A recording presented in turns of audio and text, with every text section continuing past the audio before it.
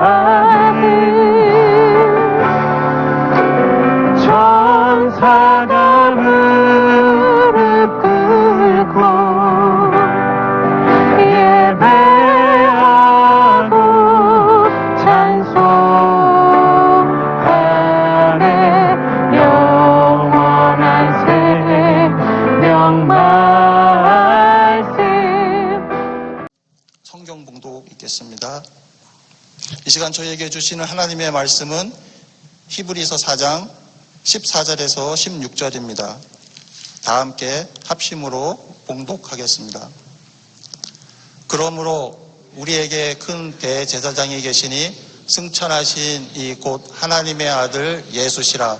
우리가 믿는 도리를 굳게 잡을지어다. 우리에게 있는 대제사장은 우리의 연약함을 동정하지 못하실 리가 아니요 모든 일에 우리와 똑같이 시험을 받으신 이로되 죄는 없으시니라. 그러므로 우리는 긍휼하심을 받고 때를 따라 돕는 은혜를 얻기 위하여 은혜의 보좌 앞에 담대히 나아갈 것이니라. 아멘. 이 시간 저희에게 말씀을 전해주실 목사님은 전에 은혜와 평강교회에서 사역하시고 또 YWAM 간사를 역임하신 김경렬 목사님이십니다. 다 함께 박수로 환영해 주시면 감사하겠습니다.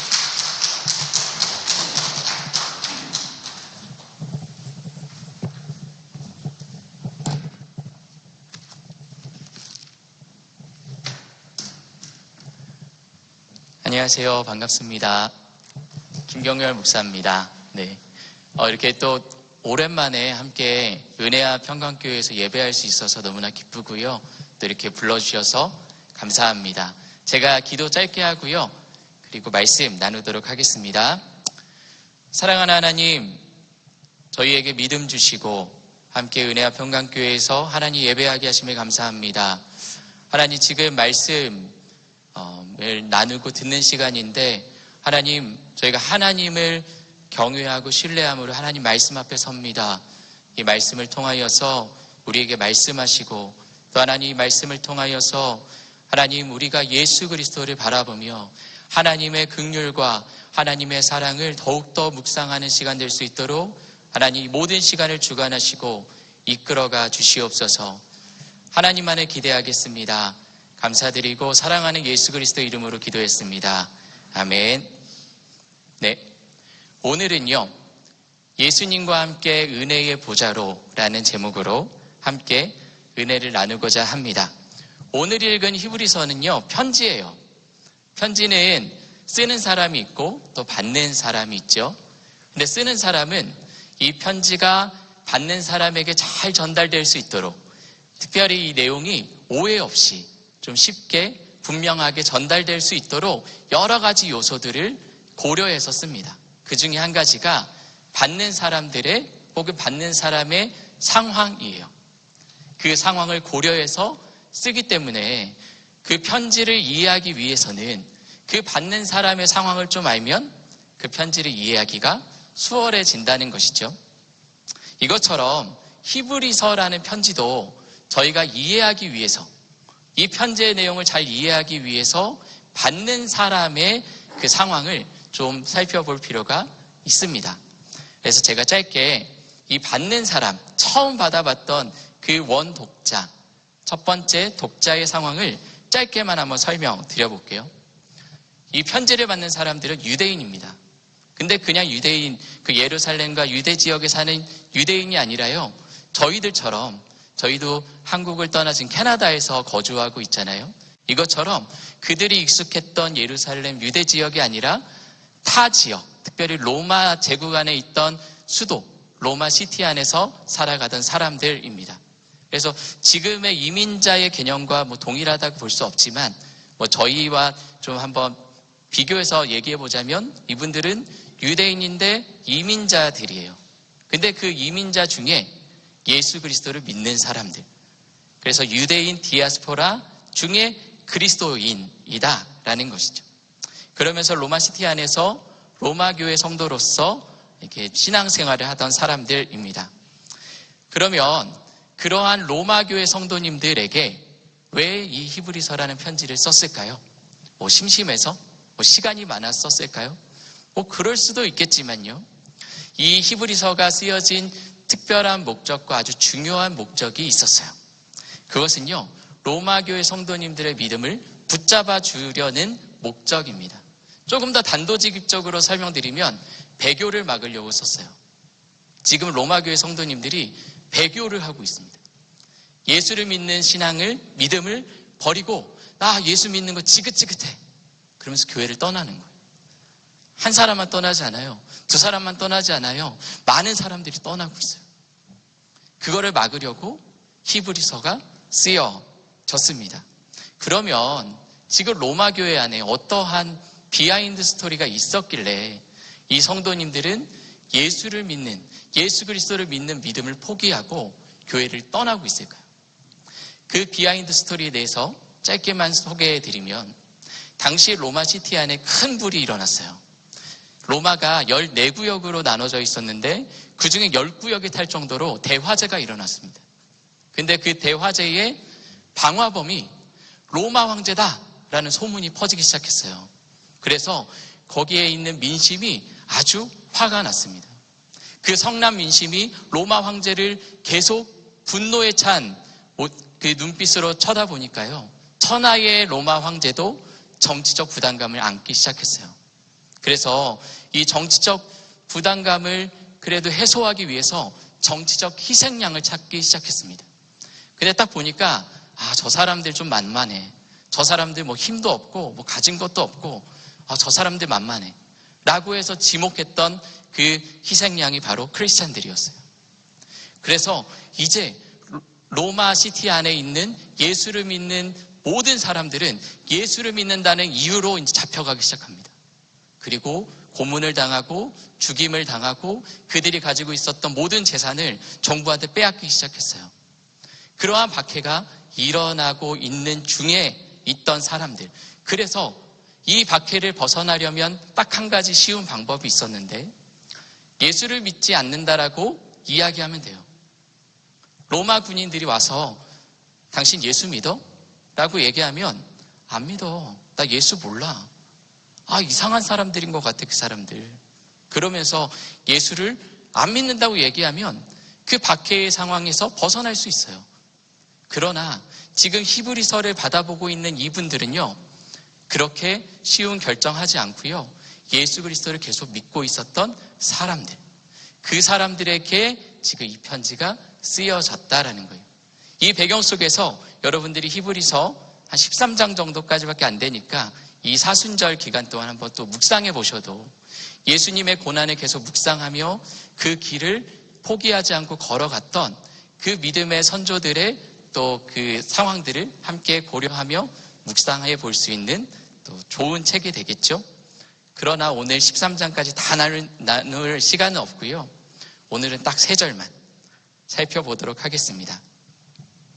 오늘 내용을 보니까요, 예수님을 소개해 줘요. 예수님은 어떻게 소개해 주냐면 큰 대제사장이시래요. 그리고 승천하신 하나님의 아들 예수시다라고 소개합니다. 여기까지만 근데 소개하지 않고요, 15절에 보니까, 슬라이드 하나만 넘겨주시겠어요?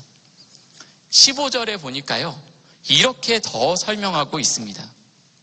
우리의 연약함을 동정하지 못하실 리가 아니요, 모든 일에 우리와 똑같이 시험을 받으신 분이 예수다라고 설명하고 있다라는 거예요. 여기서 죄가 없으신데 시험을 받으셨다, 이런 부분들은 좀 이해하기가 쉬운데 그 앞에 이런 설명이 있어요. 예수님은 우리의 연약함을 동정하지 못하시는 분이 아니야 라는 이야기를 한다는 것이죠. 여기에서 동정하다, 이 의미를 좀 살펴볼 필요가 있는데, 동정하다라는 단어는요, 심파데사이라는 단어가 쓰였어요.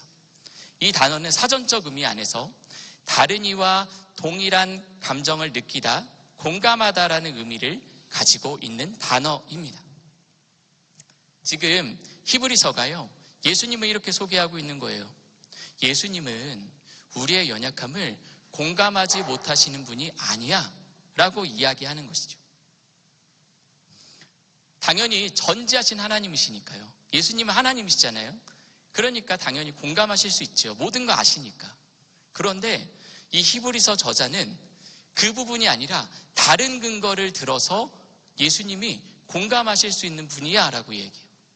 어떤 부분을 근거로 얘기했냐면 예수님은 죄가 없으시지만 모든 일에 우리와 똑같은 시험을 당하셨기 때문이다 라는 근거를 든다는 것이죠. 지금 그 로마교회 성도님들이 박해 가운데서 굉장히 힘든 시간을 통과해 가고 계시거든요. 그런데 히브리서가 얘기하는 거예요. 너희들이 지금 경험하고 있는 그 고난, 그 아픔을 예수님께서도 똑같이 당하셨다. 그러면서 그렇기 때문에 공감하실 수 있다라고 얘기하는 거예요. 이것은 단순히 그것을 경험했다에서 멈추지 않고요. 그 경험 가운데서 예수님도 연약함을 느끼셨다까지도 나아갈 수 있는 표현입니다. 그러면 예수님이요, 고난을 당하셨고 그 가운데서 연약함을 드러내신 적이 있으세요?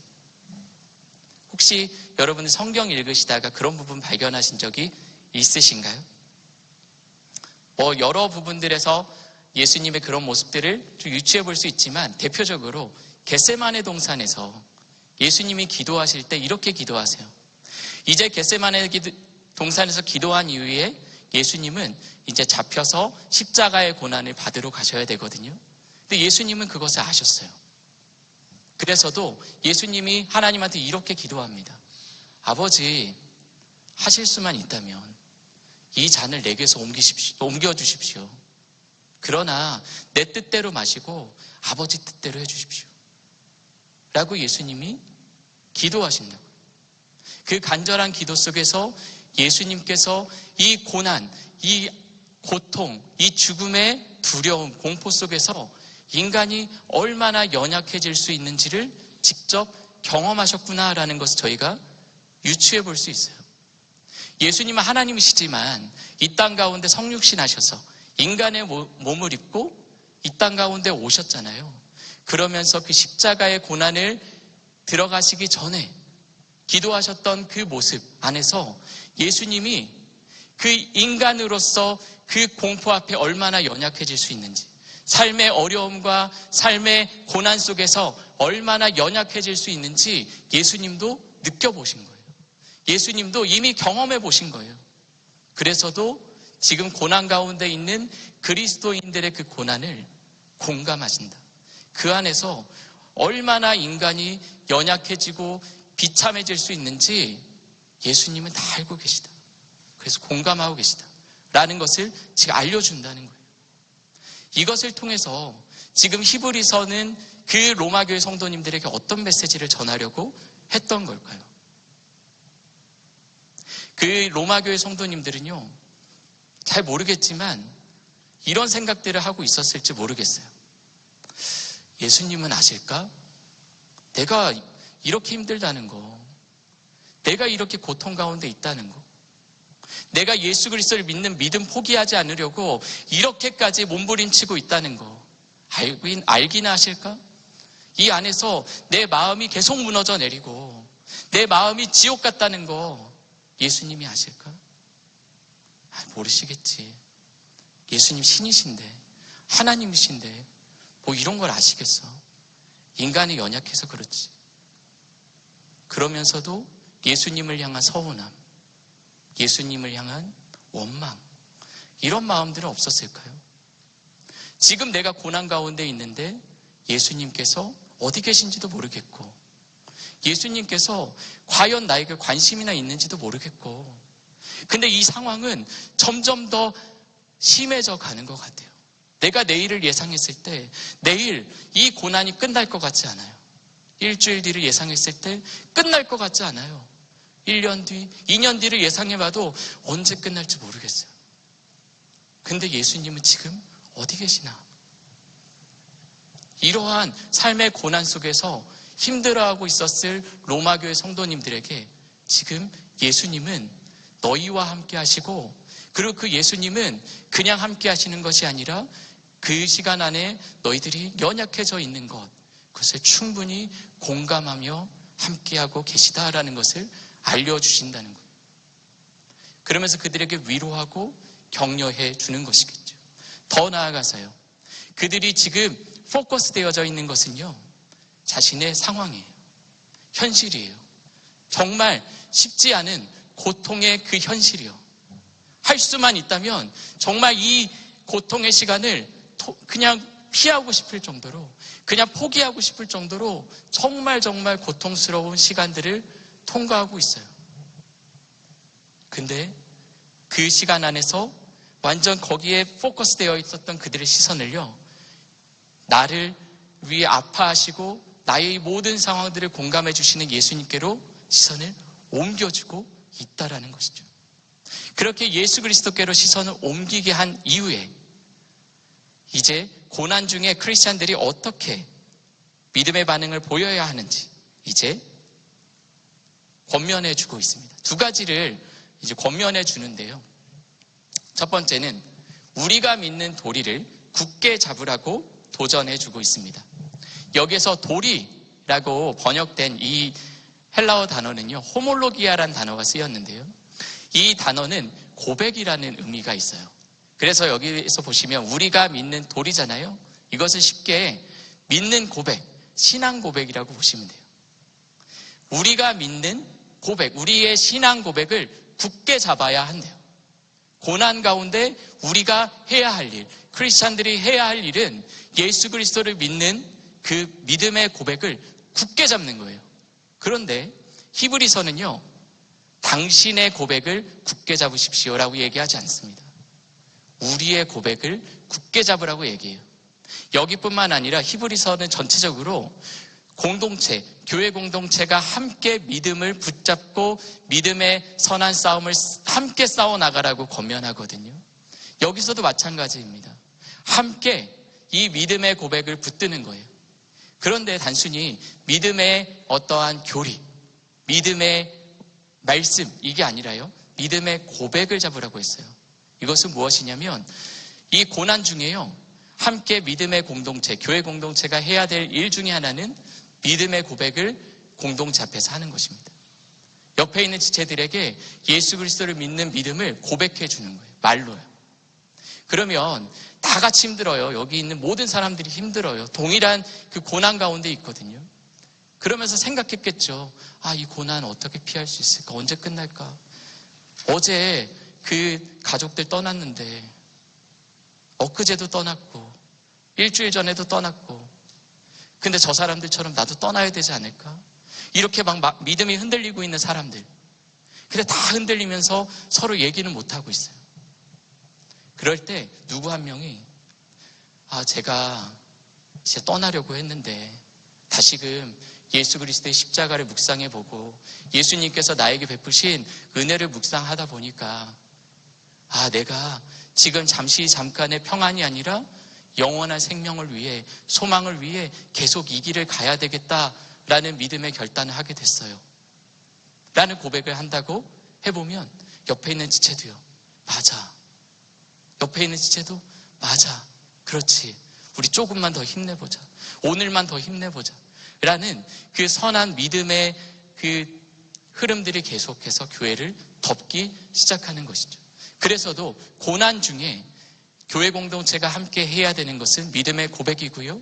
그렇게 함께 믿음의 선한 싸움을 싸워 나갈 때 이 시간들을 잘 통과해 나갈 수 있다라고 지금 권면하고 있다라는 거예요. 그리고요, 두 번째로는요, 이것을 이야기합니다. 긍휼하심과 때를 따라 돕는 은혜를 얻기 위해 은혜의 보좌로 나아가라라고, 담대히 나아가라라고 권면해 주고 있어요. 여기에서 은혜의 보좌는요, 하나님의 보좌예요. 하나님께서 앉아 계시는 곳. 그런데 당시 유대인들은요, 하나님의 보좌라고 부르던 것이 있었대요. 이분들도 유대인의 백그라운드가 있다고 말씀드렸잖아요. 그 유대인들은 어떤 하나 상자를 가지고 저거는 하나님의 보좌야 라고 이야기했대요. 뭐냐면 언약궤입니다. 그 지성소 안에 있는 언약궤예요. 그 상자 위에 하나님이 이렇게 앉아 계시다고 이제 믿었다라고 얘기해요. 그래서 저희가 지성소 하면 굉장히 거룩한 곳. 그래서 레위기 16장에 보면 1년에 단 하루, 그것도 아무나 들어갈 수 없고 대제사장이 이스라엘을 대표해서 단 하루 들락날락 3번 왔다 갔다 하는 게 그게 다거든요. 그 지성소는 거룩한 곳이어서 함부로 들어갈 수 없고 언제 이렇게 아무 때나 들어갈 수가 없어요. 1년에 다 하루만 들어갈 수 있는 곳인데 그곳이 어떤 거룩한 공간이어서 거기에 이 언약궤를 둔 것, 하나님의 보좌를 둔 것이 아니라 그 하나님의 보좌, 언약궤가 있기 때문에 그 지성소가 거룩해진 것이거든요. 왜냐하면 그 언약궤 위에 하나님이 앉아 계시니까요. 하나님이 거기에 임재하시니까요. 그렇게 믿고 있었던 이제 유대인들에게요, 그 이미지를 끌어온 거예요. 그래서 이제 예수 그리스도와 함께 어디로 나가야 되냐면 하나님의 그 지성소, 하나님의 그 임재 가운데 나아가라고 얘기해요. 그런데 한국어로는 나아가라 라고만 이제 번역을 했기 때문에 어디까지 나아가야 되는가? 뭐 한 5m, 3m 앞까지, 10m 앞까지 가야 될까요? 뭐 이런 것까지는 저희가 생각해 볼 수 없잖아요. 근데 원어를 보니까요, 그런 거리까지도 함께 기록되어져 있는 표현이더라고요. 뭐냐면 접촉할 때까지 나가는 거예요. 닿는 데까지. 정말 피지컬리 하나님과 이렇게 뭐 이렇게 닿고 느끼고 이런 것보다 정말 하나님의 임재 가운데로 더 가까이 가라. 하나님을 만날 때까지 나아가야 된다라는 것을 지금 강조해주는 표현이다라는 것을 알 수 있죠. 그렇게 예수님과 함께 하나님의 임재 가운데 나아가면 얻을 수 있는 것이 두 가지 있답니다. 첫 번째는 긍휼하심이에요. 하나님의 긍휼하심. 하나님의 긍휼은요, 모든 하나님의 성품이 중요하지만 그 성품들 중에 지금 이 원독자들, 로마교회 성도님들에게 꼭 필요한 하나님의 성품입니다. 구약 성경, 특별히 선지서들을 보시면 하나님의 긍휼을 이렇게 표현해요. 선지서에서 이스라엘 백성들이 이제 죄를 막 짓다가 하나님 심판을 결정하실 때 뭐라고 말씀하시냐면 이제 너희를 더 이상 긍휼히 여기지 않을 거야. 너희를 더 이상 불쌍히 여기지 않을 거야. 라고 이야기하시면서 심판을 결정하시거든요. 그러나 그들이 회개하고 돌이키면요, 구원의 날을 허락하실 거다라고 약속하시면서 그 구원의 날에 대해서 말씀하시고 회복의 날에 대해서 말씀하시면서 얘기하시는 것은 다시 그날이 되면 그날에는 너희를 다시 긍휼히 여길 거야. 다시 불쌍히 여길 거야 라고 얘기하면서 구약 성경은 하나님의 긍휼의 성품과 구원을 연결해서 이야기해요. 근데 이 구약에 아주 익숙했던 이 유대인의 백그라운드를 가진 이 성도님들에게 하나님의 긍휼하심이란 곧 하나님의 구원과 연결해서 생각되어졌을 거예요. 그렇다면요, 지금 히브리서가 얘기하고 있는 것은 무엇일까요? 너희가 하나님 앞에 나아간다면, 하나님을 만날 때까지 나아간다면 그곳에서 하나님께서 베푸실 은혜 중에 하나는 하나님의 구원이다. 하나님의 구원이 죽음 이후에 가게 될 천국뿐만 아니라 이 땅 가운데서 나의 삶의 어려움 속에 경험하게 되는 하나님의 구원의 손길을 의미하는 것이겠죠. 그 하나님의 진정한 구원의 손길, 회복의 손길은요, 예수 그리스도와 함께 하나님의 임재 가운데 나아가면 얻을 수 있대요. 그리고 또 하나 얻을 수 있는 것은 때를 따라 돕는 은혜입니다. 그냥 돕는 하나님의 도움이 아니에요. 때를 따라, 때에 맞게 그때마다 필요한 은혜를, 돕는 은혜를 하나님의 임재 가운데 나아갔을 때 하나님께서 베풀어 주실 것이다 라고 말씀하신다는 거예요. 그러면서 그들에게 계속 격려하죠. 계속 도전합니다. 예수 그리스도와 함께 하나님께 나아가라. 어쩌면 그 로마교회 성도님들은 삶의 현실, 그 현실의 무게가 굉장히 무거워서 예수 그리스도, 하나님의 어떠한 기대도 소망도 가지지 못하고 잃어버렸을지 모르겠어요. 예수님을 향한 원망과 예수님을 향한 서운함이 뒤섞여서요, 예수님을 향한 그 쓴마음만 있지 진정 예수님을 바라보지 못하고 하나님을 바라보지 못한 채 그들의 시선과 모든 신경이 온통 다 그 고난 가운데 자신의 무거운 삶 속에 삶의 무게속으로 그냥 포커스되어져 있었을지 모르겠습니다. 그들에게 이야기해요. 그들에게 권면하고 도전합니다. 현실의 어려움이 아니라 예수 그리스도께 나아가서 예수 그리스도를 바라보고 그리고 예수님과 함께 은혜의 보좌 앞으로 나아가야 한다.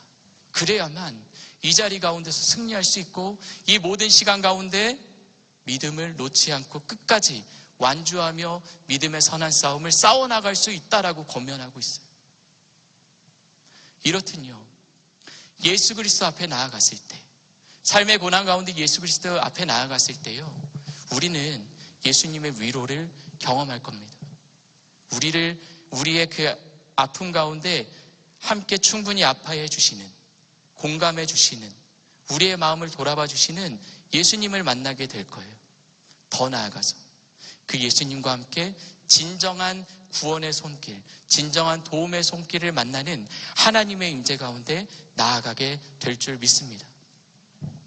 우리의 삶 속에서도요, 지금 로마교회 성도님들처럼 예수 믿으면 잡아가고 예수 믿으면 죽고 이런 상황까지는 아니지만 크고 작은 고난들이 있죠. 그런 고난 속에 여러분들은 어떠신지 모르겠습니다. 저는요, 어떠한 삶의 어려움이 오거나 또 힘듦이 오면 자꾸 예수님과 하나님 생각보다 그것만 생각하게 되더라고요. 어떻게 해결해야 되지? 이 문제를 어떻게 넘어갈 수 있지? 이 고난의 시간 어떻게 넘어갈 수 있지? 내 마음은 너무나 힘든데 이 감정을 어떻게 추스릴 수 있지? 자꾸 이 마음속으로 이 현실, 마음, 나의 마음 여기만 포커스하게 되더라고요. 근데 히브리서는 다른 이야기를 합니다. 지금 눈앞에 보여지는 펼쳐져 있는 이 고난의 시간들 여기에 포커스하지 말고 예수님께 포커스해라. 예수님을 바라보고 예수님 앞에 엎드려라. 그러면 예수님의 진정한 위로가 임할 것이고 그리고 예수님과 함께 하나님께로 나아가서 이 모든 시간을 이겨낼 힘을 만나게 될 것이다 라고 권면하고 도전한다는 것이죠. 이 말씀 우리도 계속해서 붙들고요. 우리의 삶 속에 고난과 어려움이 왔을 때 쉽지 않죠. 그 삶의 무게 가운데 이것을 탈피하고 예수를 붙잡는다. 이거 쉽지 않지만 그래도 예수님께 무릎 꿇고요. 멋진 말 못해도 함께 그 자리에서 울고 그 자리 가운데서 온전히 예수 그리스도를 기대해 보는 것. 예수 그리스도를 바라봐 보는 것. 그 한 걸음 한 걸음을 통하여서 우리가 그 모든 시간들을 이겨나가고 이 삶 속에서 예수님 오시는 그날까지 혹은 우리의 삶이 끝나는 그날까지 우리가 믿음의 선한 싸움을 승리할 줄 믿습니다. 제가 기도하고 마치도록 할게요.